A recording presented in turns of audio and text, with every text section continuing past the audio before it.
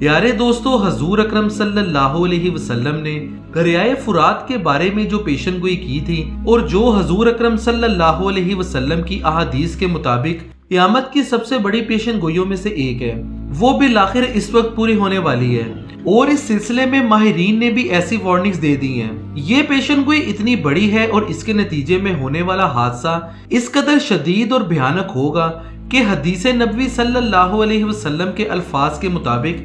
اس جھگڑے میں 100 میں سے 99 لوگ مارے جائیں گے اور صرف ایک بچے گا، یعنی 99% متحرک گروہ میں سے صرف 1% بچیں گے۔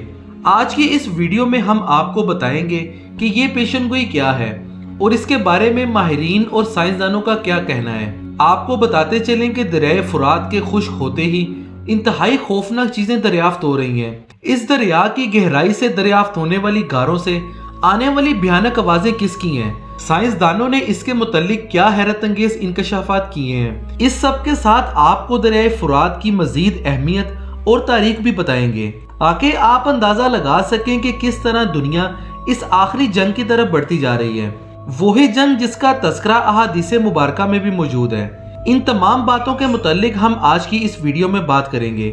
لہٰذا ان تمام باتوں کے متعلق جاننے سے پہلے آپ لوگوں سے گزارش ہے کہ اس ویڈیو کو سکپ نہ کریں۔ اگر آپ ہمارے چینل پر نئے ہیں تو ہمارے چینل کو سبسکرائب ضرور کیجئے گا اور ساتھ موجود بیل کے آئیکن کو ضرور پریس کیجئے گا۔ پیارے دوستو، کوہ آرارار کی برف پوش چوٹیوں سے یہ دریا نکلتا ہے۔ یہ وہی آرارار پہاڑ ہیں جس کے بارے میں کہا جاتا ہے کہ یہاں سیدنا نوح علیہ السلام کی کشتی طوفان نوح کے اختتام کے بعد آ کر ٹھہری تھی۔ یہ پہاڑ اس سلسلہ ہائیکو میں واقع ہے کہ جسے آرمینیائی پہاڑی سلسلہ کہتے ہیں۔ اس سلسلے کی سب سے بلند ترین چوٹی آرارار یعنی کہ 16,854 فٹ بلند ہے۔ اس دریا کے کنارے پر ایک بہت بڑی تہذیب آباد تھی کہ جسے بابل کی تہذیب کہتے تھے۔ اس کے ایک طاقتور بادشاہ یعنی بخت نصر نے یروشلم شہر کی اینٹ سے اینٹ بجا دی تھی، یہودیوں کا قتل عام کیا اور جو کوئی ہنرمند تھا اسے غلام بنا کر اسے فرات کے کنارے لا کر آباد کر دیا۔ یہودی اپنی عبرانی زبان میں اسے پرات اور عرب لوگ اسے الفرات کہتے ہیں۔ اس دریا کے متعلق حضور اکرم صلی اللہ علیہ وسلم نے ارشاد فرمایا کہ قیامت تب تک قائم نہ ہوگی جب تک دریائے فرات خشک نہ ہو جائے اور اس میں سے سونے کا پہاڑ ظاہر نہ ہو۔ اس سونے کے پہاڑ کے لیے بہت سارے لوگ آپس میں جھگڑا اور جنگ کریں گے۔ ہر شخص اس سونے کے پہاڑ کی ملکیت کو حاصل کرنا چاہے گا۔ وہ جھگڑا اس قدر خونریز ہوگا کہ ہر 100 میں سے 99 افراد مارے جائیں گے اور صرف ایک بچے گا، اور اگر تم اس سونے کے پہاڑ کو پاؤ تو تم ہرگز اس لڑائی میں شامل نہ ہونا، یہاں تک کہ اس لڑائی میں شامل ہونے والا ہر شخص جہنمی ہوگا، اور وہ پہاڑ اللہ کی جانب سے ایک آزمائش ہوگا۔ پیارے دوستو، یہ حدیث نبوی صلی اللہ علیہ وسلم کے الفاظ کا مفہوم اور اس حدیث کی روشنی میں ہم دیکھ سکتے ہیں کہ سونے کے اس پہاڑ یا زیادہ عام فہم الفاظ میں کہیں تو سونے کے اس ذخیرے کی ملکیت کتنی زیادہ ہوگی کہ تقریباً دنیا کی ہر قوم اسے حاصل کرنا چاہے گی، اور وہ تمام کے تمام لوگ جو کسی بھی فریق کا حصہ بن کر اس ذخیرے کے حصول کی لڑائی میں شامل ہوں گے وہ تمام جہنمی ہوں گے، اور آخرکار سونے کے اس پہاڑ کو اللہ کی جانب سے غائب کر دیا جائے گا۔ یہ اتنی بڑی آزمائش ہوگی کہ اس سے اللہ رب العزت کے آخری رسول حضرت محمد صلی اللہ علیہ وسلم نے خود دور رہنے کا حکم دیا ہے۔ اگر ہم دریائے فرات کی اہمیت کی بات کریں تو اسے تینوں مذاہب یعنی اسلام، عیسائیت اور یہودیت میں اعلیٰ مقام حاصل ہے، یہاں تک کہ اس دریا کے بارے میں ایک حدیث میں یہ الفاظ بھی ملتے ہیں کہ دریائے فرات دراصل جنت کے چشموں میں سے ایک چشمہ ہے، یعنی اس دریا کا پانی صاف ستھرا اور پاکیزہ کرنے والا ہے۔ اور آپ کو بتاتے چلیں کہ یہی تصور عیسائیت کی کتاب بائبل میں بھی ہے، اور بائبل کے چیپٹر 16 کے مطابق یہ دریا جنت کے دریاؤں میں سے ایک دریا ہے، اور یہ خشک ہوگا اور دنیا کے تمام بادشاہ اس پر لڑائی کریں گے، یعنی یہ پیشن گوئی بائبل میں بھی موجود ہے۔ لیکن اس پیشن گوئی کو زیادہ وضاحت اور صراحت کے ساتھ حضور اکرم صلی اللہ علیہ وسلم نے ارشاد فرمایا ہے۔ آپ کا فرمان ہے کہ ایسا دریا جو جنت کے چشموں میں سے چشمہ ہو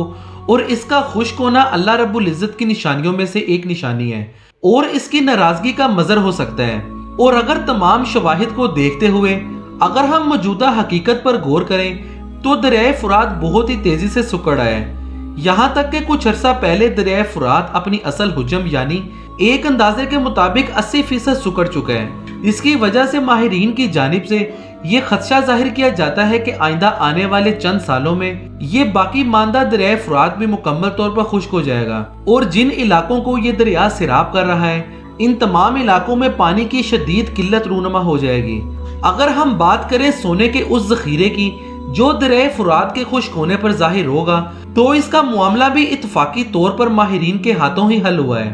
وہ یوں کہ دریائے فرات کے سکڑنے سے متعلق تحقیق کرنے والے ماہرین کی ایک ٹیم نے اس دریائے فرات کے کنارے پر رہنے والے لوگوں سے انٹرویو کیے اور یہ جاننا چاہا کہ دریائے فرات کے سکڑنے کے بعد اس کے کم پانی میں موجود مچھلیاں کم اور دیگر انواع و اقسام جن سے وہ لوگ اپنی روزی روٹی کماتے تھے، ان کے کم ہونے سے ان افراد کی زندگیوں پر کیا اثر پڑا ہے۔ آپ کو بتاتے چلے کہ ماہرین کی حیرت کی انتہا نہ رہی جب دریائے فرات کے کنارے بسنے والے ان تمام خانہ بدوش ماہی گیروں اور لوگوں نے بتایا کہ بے شک دریا سکڑ رہا ہے اور اس کے اندر مچھلیاں کم ہو رہی ہیں، جس کی وجہ سے مچھلیوں سے وابستہ کاروبار انتہائی بری حالت کا شکار ہے۔ لیکن اس دریائے فرات کے کناروں کی ریت میں آنے والے پانی سونے کے ذرات بھی اپنے ساتھ لاتے ہیں، اور ایسا پہلے کبھی نہیں ہوا اور نہ ہی ہم نے اپنے آباء و اجداد سے ایسا کبھی سنا ہے۔ ان ماہی گیروں کے مطابق جب انہوں نے دریائے فرات کے پانی میں اس ریت کو چھانا تو ان میں سے سونے کے چھوٹے چھوٹے ذرات ملے۔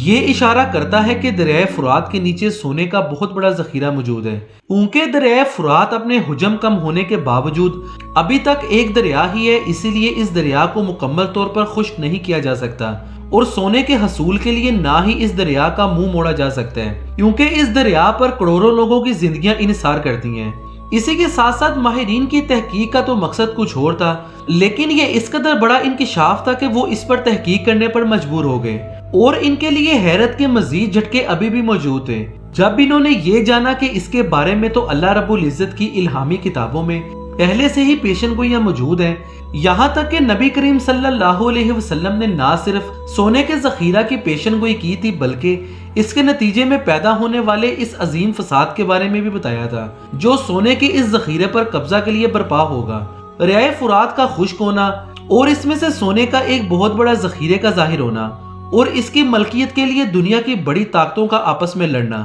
حدیث مبارکہ کے الفاظ میں اس جانب اشارہ ہے کہ اس کے بعد سے قیامت کی فائنل نشانیاں شروع ہو جائیں گی۔ ان تمام باتوں سے ہم اندازہ لگا سکتے ہیں کہ دریائے فرات کے خشک ہونے سے پہلے ہی اس دنیا کا سب سے بڑا فتنہ یعنی کہ دجال کا ظہور ہوگا، اور اس کے ساتھ ساتھ امام مہدی علیہ السلام بھی لوگوں کے درمیان ظاہر ہوں گے، اور اسی طرح دریائے فرات کے خشک ہونے سے پہلے ہی حضرت عیسیٰ علیہ السلام کا بھی نزول ہوگا۔ البتہ یہ تمام کے تمام فی الحال اندازے ہی ہیں اور اس کے بارے میں حتمی طور پر کچھ نہیں کہا جا سکتا۔ البتہ یہ طے ہے کہ دریائے فرات کا خشک ہونا ایک بہت بڑی علامت ہوگا۔ آپ کو بتاتے چلیں کہ سائنسدانوں نے کچھ عرصہ پہلے جو اس حوالے سے تحقیق کی تو انہوں نے یہ جانا کہ اس دریائے فرات کے خشک ہونے میں ابھی بھی 10 سے 15 سال یا ایک تحقیق کے مطابق 20 سے 25 سال موجود ہیں۔ آپ لوگ یہ سن کر حیران ہوں گے کہ سال 2024 میں دریائے فرات انٹرنیٹ پر سب سے زیادہ سرچ کیا جانے والا دریا ہے، اور ابھی تک اس دریا کے متعلق ایسی خبروں کا سلسلہ جاری ہے کہ جس نے ماہرین کو بہت کچھ سوچنے پر مجبور کر دیا ہے۔ حال ہی میں سائنسدانوں نے اس دریا کے بارے میں کچھ ایسی چیزیں اور کچھ ایسے حقائق دریافت کیے ہیں کہ جن کے بارے میں سن کر آپ حیران رہ جائیں گے، کیونکہ یہ وہ باتیں ہیں جو اس بات کا ثبوت ہے کہ دریائے فرات میں آج تبدیلیوں کی وجہ سے اس دنیا میں کچھ انتہائی انہونا ہونے جا رہا ہے۔ 1700 میل کے رقبے پر پھیلا ہوا دریائے فرات اس دنیا کے مضبوط اور تیز ترین بہنے والا دریا مانا جاتا ہے، اور کوئی سوچ بھی نہیں سکتا کہ یہ دریا کبھی خشک ہو سکتا ہے۔ لیکن حیرت کی بات یہ ہے کہ اللہ اور اللہ کے رسول صلی اللہ علیہ وسلم نے آج سے 1400 سال پہلے یہ پیشن گوئی کر دی تھی کہ قیامت کے قریب یہ دریا خشک ہو جائے گا، اور ہم آج دیکھ رہے ہیں کہ ہو بہو ایسا ہی ہو رہا ہے۔ پیارے دوستو، سب سے پہلے آپ کو بتاتے چلیں کہ دریائے فرات کا خشک ہونا نہ صرف اسلام بلکہ عیسائیت میں بھی اتنا ہی اہمیت کا حامل ہے۔ قرآن مجید اور بائبل دونوں میں ہی کئی موقعوں پر اس دریا کو لے کر گفتگو اور مختلف پیشن گوئیاں کی گئی ہیں، اور آپ کے لیے یہ جاننا بہت ضروری تھا کہ دریائے فرات جغرافیائی اور سائنسی اعتبار سے تو اہم ہے ہی، لیکن اس کے ساتھ ساتھ اس کی مذہبی اہمیت سے بھی انکار نہیں کیا جا سکتا۔ قرآن پاک کے علاوہ پرانی سے پرانی مذہبی کتب میں بھی اس دریا کا ذکر ملتا ہے۔ اس دریا کا ذکر ملتا ہے کہ جس سے یہ بات ثابت ہوتی ہے کہ جب سے یہ زمین وجود میں آئی ہے تب سے یہ دریا موجود ہے اور کچھ سالوں پہلے تک اپنی اصل تیزی اور روانگی کے ساتھ بہتا رہا ہے، اور پچھلے 3 سے 4 سالوں میں یہ دریا خشک ہوتا ہوتا اب مکمل طور پر خشک ہو چکا ہے، اور اس دریا کے سوکھنے کی وجہ سے کئی انہونے واقعات بھی رونما ہو رہے ہیں جو اس دریا کو مزید پراسرار بنا رہے ہیں۔ آپ کو بتاتے چلے کہ دریا کے بڑے بڑے خشک حصوں کا جب خصوصی جائزہ لیا گیا اور رپورٹس میں آیا کہ یہاں کئی قسم کی ایسی چیزیں دریافت ہوئی ہیں کہ جن کے بارے میں یقین کرنا انتہائی مشکل ہو جاتا ہے۔ خاص طور پر اکتوبر 2020 میں ایک عرب نیوز چینل نے دریائے فرات کے ساحل پر بسنے والے لوگوں کے انٹرویوز کیے۔ ان میں سے بہت سے لوگوں کا کہنا تھا کہ ان کے گھروں سے کئی اشیاء اچانک سے غائب ہو جاتی ہیں اور پھر کچھ دنوں کے بعد اچانک سے مل جاتی ہیں، اور سب سے زیادہ شوکنگ مسٹری اس دریا میں موجود گہری سیاہ غاریں ہیں جو کہ دریا کے بالکل گہرائی میں موجود ہیں۔ عیسائی مذہب کے لوگوں کا کہنا ہے کہ یہ غاریں صدیوں سے شیطانوں کا گھر بنی ہوئی ہیں، اور یہ نظریہ دریائے فرات کے کنارے پہ بسنے والے لوگوں کی کہانیوں سے بھی کافی ملتا جلتا دکھائی دیتا ہے، کہ جس میں وہ کہتے ہیں کہ ان کے گھروں کی چیزیں غائب ہو جاتی ہیں اور انہیں عجیب و غریب آوازیں بھی سنائی دیتی ہیں۔ اسی طرح ہی ان کے ایک اور فرقے کے مطابق ان غاروں میں کچھ فرشتوں کو قید کیا گیا ہے اور یہ فرشتے مدد کے لیے پکارتے رہتے ہیں۔ پیارے دوستو، فرشتوں کے وجود پر ایمان لانا ہمارے دین کا ایک حصہ ہے، لیکن